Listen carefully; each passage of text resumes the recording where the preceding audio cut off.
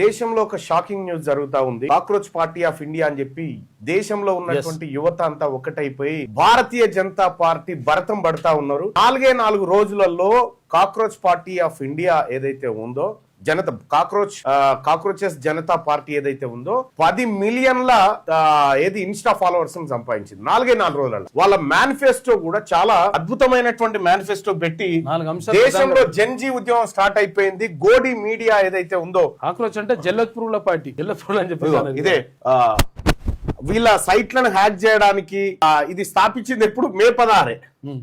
ఇగో ఇదే voice of the lazy and unemployed. ఇగో manifesto ఎట్లుందో 4 విషయాలు. మేనిఫెస్టోలో ఏం పెట్టినంటే the chief justice CJP comes in power. ఒకవేళ కాక్రోచ్ జనతా పార్టీ అధికారంలోకి వస్తే no chief justice shall be granted a Rajya Sabha seat as a post retirement reward. అంటే సుప్రీంకోర్టు జడ్జిలకు గాని చీఫ్ జస్టిస్ గాని రాజ్యసభ సీట్లు ఇవ్వము.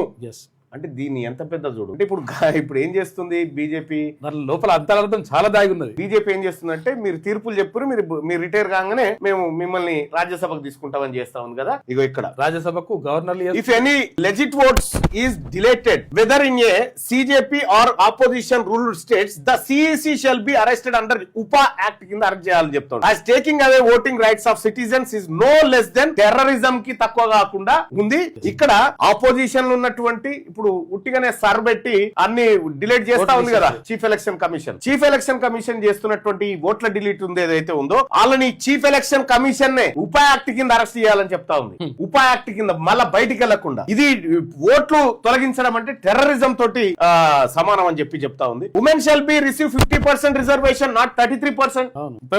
తెలంగాణ రాజ్యాధికార పార్టీ కూడా అదే చెప్తుంది. 33 కాదు 50% దక్కాలి మహిళలకు.